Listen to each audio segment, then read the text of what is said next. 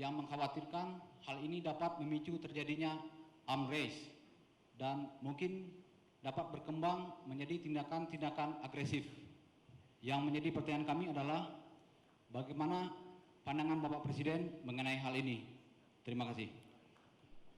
Di sebuah kawasan yang dilakukan oleh sejumlah negara bisa menuju yang disebut arms race, ya, perlombaan persenjataan. Oleh karena itu dalam bagian tengah ceramah saya tadi harus ada upaya untuk tetap menjaga mutual trust, confidence building itu perlu dijaga. Oleh karena itu tentu hak negara masing-masing untuk memperkuat kekuatan pertahanannya tentu dengan alasan yang bisa dipertanggungjawabkan sepanjang ini pendapat Indonesia harus menjaga transparansi, bisa menjelaskan kepada tetangga-tetangganya arah mengapa dan apa yang dibangun, sebutlah begitu. Yang kedua juga bisa terus membangun confidence building measures, ya, menjaga trust di antara semuanya. Itu yang paling baik. Nah, khusus Indonesia, saya pernah diberitahu ada sebuah artikel di Singapura yang kira-kira ke arah mana ini pembangunan kekuatan militer Indonesia, karena teman-teman di Asia Tenggara juga mengetahui bahwa 5 tahun periode ini kita akan meningkatkan kekuatan pertahanan kita, darat, laut, udara, menuju postur minimum essential force yang sama-sama kita tuju. Saya jelaskan bahwa sudah hampir 20 tahun, 10 tahun, 7-10 tahun sebelum krisis 1998, apalagi setelah Indonesia mengalami krisis, karena ekonomi kami jatuh, kita tidak sempat melakukan modernisasi dan pembangunan kekuatan yang semestinya kami lakukan. Akibatnya apa? Dikaitkan dengan luas wilayah Indonesia, tugas untuk menjaga kedaulatan, melaksanakan military operation other than war, menjalankan tugas-tugas peacekeeping mission, kita rasakan kurang. Baik weapon system maupun sisi-sisi kekuatan militer yang lain.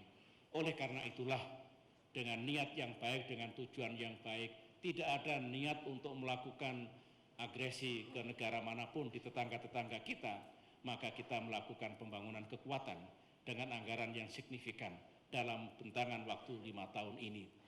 Semata-mata itu adalah untuk menutup kekosongan selama 2 dasawarsa. Kita tidak melakukan modernisasi dan pembangunan kekuatan yang setara dengan tugas untuk menjaga kedaulatan di wilayah ini.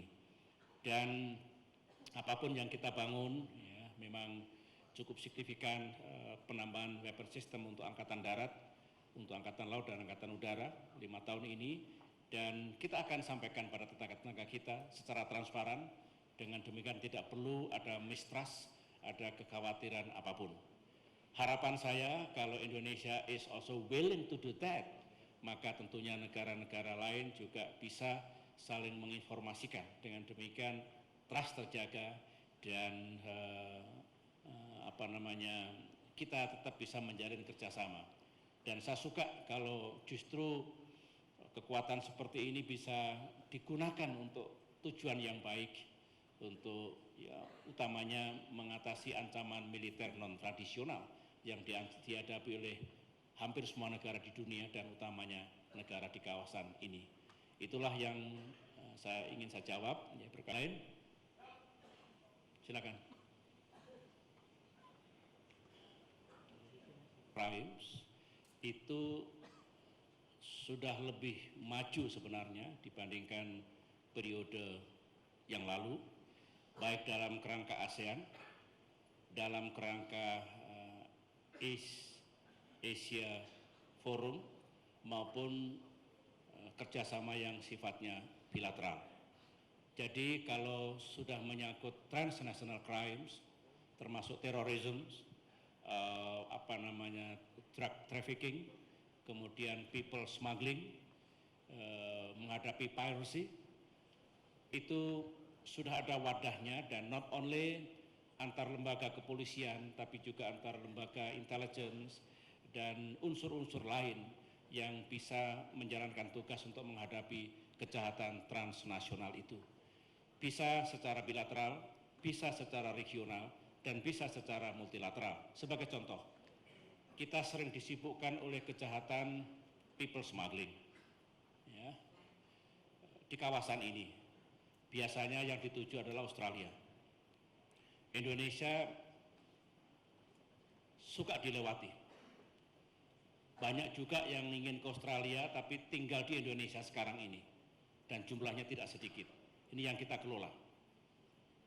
Oleh karena itu, karena Indonesia itu juga kealiran dari tempat yang non jauh di sana, sebagian besar dari Timur Tengah, ingin ke Australia, sebagian juga ingin ke Indonesia ternyata, maka diperlukan kerjasama antara the country of origin, the country of transit, dan the country of destination. Itu kalau menghadapi people smuggling. Dan di sini sudah ada namanya Bali Process. Australia dan Indonesia aktif. Minggu depan saya akan bertemu dengan Perdana Menteri Julia Gillard. Kita juga akan membahas bagaimana dalam kerangka Bali Process kita bisa bekerja sama. Tidak perlu saling menyalahkan, tidak perlu saling lepas tangan, tetapi kita harus kerjasama. Karena Indonesia juga menjadi victim dari urusan ini. Dan kita melakukan segala sesuatunya untuk kebaikan kawasan kita. Kemudian terorisme, itu saya suka sebetulnya kepolisian kita banyak sekali menggagalkan rencana-rencana serangan terorisme selama ini.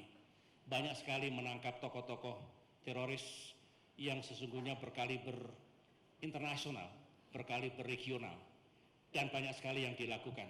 Dan saya senang karena terus demi tanggung jawab melindungi rakyat kita sendiri, saudara-saudara kita sendiri, usaha itu dilakukan.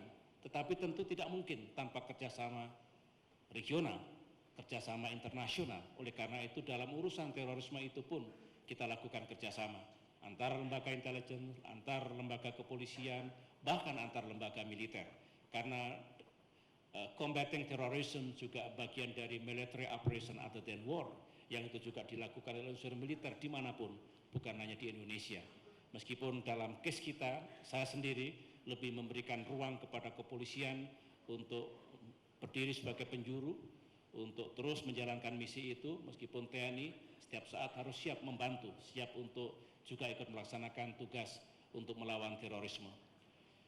Kerjasama di kawasan tentunya intelligence exchange, pelatihan, capacity building, lantas ya kalau memang ada operasi bersama, bisa saja operasi bersama. Dengan demikian termasuk penguatan teknologi informasi. Alhamdulillah kepolisian kita memiliki kecanggihan. Saya juga mengetahui apa saja yang jajaran kepolisian lakukan, dan ini sangat membantu untuk mencegah atau mengurangi ancaman terorisme di negeri kita maupun di kawasan Asia Tenggara ini. Dan ingat, ini banyak siswa dari negara lain ketika melaksanakan combating terrorism, Indonesia juga menghormati hukum, menghormati human right. Dengan demikian segala sesuatunya diproses secara hukum, transparan, dan itu tetap bisa dijalankan. Tapi terorisme tetap menjadi ancaman yang real bagi semua bangsa, termasuk bangsa kita. Oleh karena itu kita tidak boleh lengah, tidak boleh kendor di dalam terus mengamankan rakyat kita dari ancaman terorisme itu. Jadi itulah kerjasama kawasan, termasuk kerjasama bilateral yang mesti kita bangun dalam menghadapi kejahatan transnasional. Yang lain? Angkatan Darat Australia. Pertama saya mau mengucapkan terima kasih kepada Presiden Republik Indonesia yang terhormat atas ceramah yang sangat bermanfaat untuk para pasis Sesko TNI. Izin bertanya, sampai saat ini Indonesia dan negara lain di ASEAN tidak mau membuat ASEAN menjadi fakta militer. Tetapi bagaimana pendapat Bapak Presiden kalau ASEAN atau beberapa negara dalam ASEAN membentuk satuan militer gabungan yang selalu siap untuk dipakai sebagai pasukan reaksi cepat untuk menangani masalah di dalam wilayah ASEAN yang muncul agak mendadak seperti bencana alam. Mungkin satuan punya bentuk seperti NATO Response Force. Sekian, terima kasih. Terima kasih. Punya semboyan fakta militer no, tapi kerjasama militer yes. Ini saya punya posisi pribadi sebagai presiden. Nah, berkaitan dengan cooperations antara militer di kawasan ini untuk menghadapi ancaman keamanan non-tradisional, justru itulah yang saya ingin dorong, ingin ikut menghidupkan dan membangun di kawasan ini. Kita pernah punya pengalaman yang paling gamblang di Aceh, tentara Australia ada di situ, tentara Amerika ada di situ, tentara Tiongkok ada di situ, tentara ASEAN hampir semua di situ. Ini contoh yang manis bahwa we were together in conducting military operation other than war, in conducting disaster relief operations. Dan itu could happen anytime karena kerawanan kawasan kita terhadap bencana alam. Ide itu baik, dan sebenarnya antara Indonesia dengan Australia kita telah menerbitkan joint paper untuk kerjasama menghadapi bencana alam antar negara East Asia Summit, dan itu telah mendapatkan respon yang positif. ASEAN sendiri juga punya wadah seperti itu. Oleh karena itu Indonesia sedang bekerja dengan Australia dan negara-negara lain untuk membangun semacam kerjasama exercise, bisa dengan menggunakan pasukan untuk menghadapi bencana alam. Tentu ada tahapan, barangkali command post exercise, kemudian drill, kemudian field training yang bisa melibatkan itu. Saya berharap sebenarnya, to be frank, Indonesia berharap suatu saat ada kerjasama. Apakah kita sampai perlu membentuk standby force seperti NATO Reaction Force untuk disaster relief operations, apapun bentuknya, tapi alangkah bahagianya kalau tentara Amerika Serikat, tentara Republik Rakyat Tiongkok, tentara Korea, tentara India, tentara Indonesia dan negara-negara lain itu bisa berlatih bersama-sama untuk menghadapi disaster. Kalau itu terwujud akan didukung oleh semua rakyat, karena baik bagi geopolitik of cooperation, baik bagi durable peace di kawasan ini. Jadi saya punya pendapat yang kurang lebih sama. Not always kita membentuk standby force seperti NATO Reaction Force, tetapi kerjasama seperti itu needed. Dan kita ingin, saya akan aktif untuk mengajak, mudah-mudahan dalam 1, 2, 3 tahun ini bisa terwujud latihan seperti itu, dengan demikian bagus untuk kedamaian dan stabilitas di kawasan. Terima kasih. Masih ada?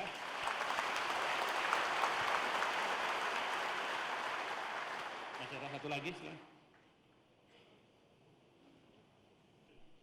Berkenan bahas sedikit tentang kepemimpinan. Seperti yang kami ketahui, bahwa Bapak Presiden sebelum menjadi Presiden Republik Indonesia mengawali karya di bidang kemiliteran, mulai dari bawah sampai pucuk pimpinan TNI. Yang ingin kami tanyakan, adakah pengalaman selama Bapak meniti karya militer yang membentuk dan mempengaruhi kepemimpinan Bapak, khususnya dalam menjalankan tugas sebagai Presiden Republik Indonesia?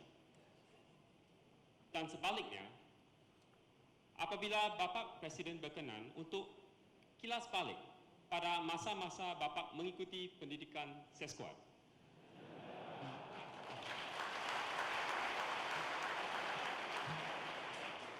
adakah hal-hal yang menurut Bapak pada masa itu belum Bapak kembangkan secara maksimal, sehingga dapat menjadi bahan masukan bagi kami dalam meniti karya kemiliteran sebagai calon-calon pimpinan di masa depan? Demikian selesai. Terima kasih. Kalau ditanya apakah modal pengalaman dan penugasan saya di jajaran militer itu ada kontribusinya dengan tugas yang saya emban sebagai presiden di negeri ini? Jawabannya sangat banyak. Para perwira, sebenarnya tugas kepemimpinan pada tingkat puncak itu sama. Di pemerintahan, sebagaimana saya lakukan sekarang ini, tugas seorang presiden tiada lain adalah manajemen, dengan leadership, planning, implementing apa yang kita rencanakan tadi. Tentu skopnya ya, negara, membangun ekonomi, menjaga stabilitas politik, menegakkan keamanan, menjalankan tugas diplomasi dan hubungan internasional dan sebagainya. Tetapi esensinya adalah bagaimana kita mengelola sumber daya dengan kepemimpinan yang tepat untuk digunakan mencapai tujuan. Nah, perkara seperti itu telah kita pelajari sejak kita, kalau di akademi barangkali belum mendalam, tetapi pada tingkat staff college, sebagaimana yang para perwira ikuti sekarang ini. Dengan demikian, hasil pendidikan dan pengalaman panjang saya 30 tahun di TNI tentunya sangat berguna. Bagaimana kita melihat permasalahan, ada masalah, kita carikan solusinya. Jadi solution oriented ya. Kemudian kita punya sumber daya, bagaimana menggunakan sumber daya itu secara efektif dan efisien untuk mencapai tujuan. Kemudian in times of crisis. In times of crisis itu apakah di dunia bisnis, di dunia politik, ataupun di dunia militer sama saja. Untuk ada quick response, kemudian dijalankan. Kalau ada sesuatu, bangun kontingensi, perbaiki, jalankan lagi, dan seterusnya. Kita mengalami misalkan bencana alam, tsunami. Itu cara kita mengelola krisis bencana alam di Aceh dan Nias dulu, juga menjalankan kaidah-kaidah manajemen krisis, kaidah-kaidah kepemimpinan, kaidah-kaidah operasi yang dulu tentunya saya pelajari, yang sekarang para perwira pelajari. Mengatasi krisis ekonomi 2008-2009 kemarin sama saja. Jadi cepat mengenali permasalahan, cepat merumuskan solusinya, kemudian cepat untuk menjalankannya. Itu juga kita jalankan. Oleh karena itu, saya harus mengatakan memang menjadi modal yang luar biasa bagi orang seperti saya yang sekarang mengemban tugas di pemerintahan, apa yang kita pelajari, apa yang kita alami selama mengemban tugas di dunia militer. Dan banyak di dunia ini perwira militer yang kemudian terjun ke dunia bisnis itu sukses.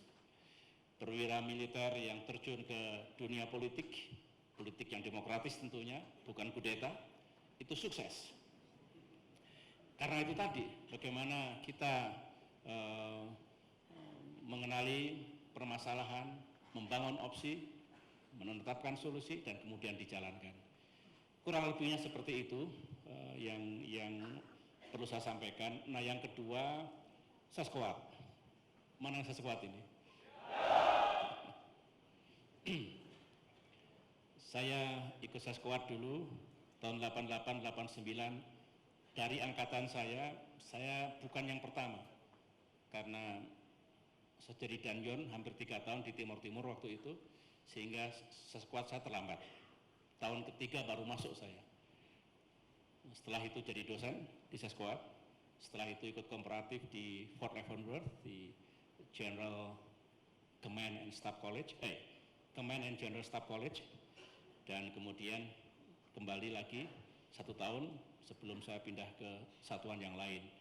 Saya tidak tahu Seskuat sekarang, tetapi era saya dulu yang kurang itu adalah metodologi yang efektif dalam proses belajar mengajar, disediakannya sebanyak mungkin case study agar punya bayangan siswa itu untuk mengenali permasalahan, peperangan, pertempuran, pembinaan, latihan, dan sebagainya. Kemudian rujukan referensi sebanyak mungkin. Di samping ada textbook yang dikeluarkan oleh sekolah, mestinya di backup dengan banyak sekali referensi yang bisa diakses oleh siswa itu. Dengan demikian lebih komprehensif dia memiliki pengetahuan, dan kemudian ketika dia harus mencari solusi, memberikan jawaban persoalan taktis, persoalan strategis, itu menjadi lebih lengkap. Dulu itu yang saya rasakan waktu saya menjadi dosen, dan kemudian terus kita lakukan perbaikan. Saya tidak tahu sekarang, mudah-mudahan tidak jalan di tempat dan mudah-mudahan ada perbaikan dari waktu ke waktu.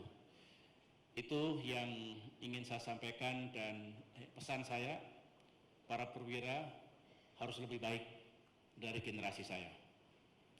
Harus lebih baik. Karena negara dan bangsa membutuhkan kalian semua. Bagi yang dari Indonesia, apakah TNI dan Polri, timbalah pengalaman sebaik-baiknya, matangkan kepribadian, wawasan, dan pengetahuan Anda semuanya, dan siap untuk mengemban tugas apapun. Jangan pilih-pilih jabatan, jangan pilih-pilih tugas, karena setiap tugas dan jabatan itu akan mendorong kalian menuju karier yang lebih baik.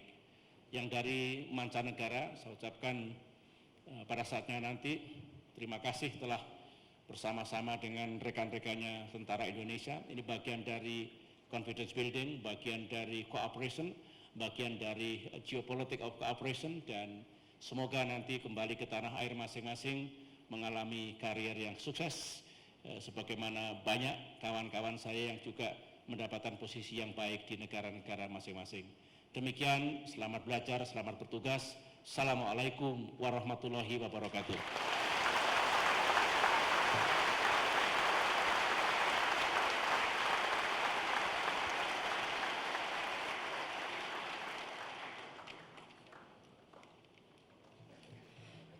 Para siswa, Sesko TNI dan Angkatan, serta seluruh peserta Sespi Menpori, mengaturkan seluruh peserta rasa hormat dan terima kasih kepada Bapak Presiden yang telah berkenan memberikan pencerahan dan bimbingan sebagai penguat dan support oleh Kepala Negara kepada kita semua.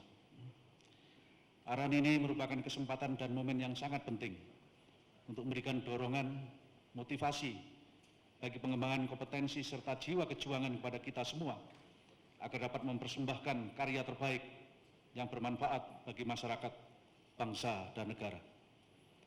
Semua pokok arahan sebagaimana yang telah disampaikan akan kita jadikan sebagai landasan bagi penyiapan kader-kader pimpinan TNI Polri meningkat. Menghadapi dinamika yang seperti itu, maka penyiapan sumber daya manusia yang memiliki kompetensi dan integritas yang baik dan paripurna menjadi penting. Oleh karena itu, kehadiran Bapak Presiden pada kesempatan ini telah memberikan daya dorong yang semakin kuat untuk menyatukan langkah pemikiran yang lebih dinamis sebagai bagian dari upaya menyiapkan kader pimpinan TNI Polri yang unggul dan berkualitas di masa depan. Kesemuanya itu dalam kerangka menjawab tantangan yang semakin kompleks guna mewujudkan keamanan negara yang semakin kondusif, sehat, dan berkelanjutan. Akhirnya, melalui kesempatan ini sekali lagi kami mengaturkan terima kasih kepada Bapak Presiden atas semua arahan dan pembekalan yang telah disampaikan. Mohon maaf apabila dalam penyelenggaraan seluruh rangkaian kegiatan ini terdapat hal-hal yang kurang berkenan. Kami semua mendoakan semoga Allah Subhanahu wa Ta'ala, Tuhan yang Maha Besar, senantiasa memberikan kekuatan, kesehatan, petunjuk dan bimbingan kepada Bapak Presiden dalam memimpin bangsa dan negara yang sangat kita cintai. Sekian dan terima kasih. Wassalamualaikum warahmatullahi wabarakatuh.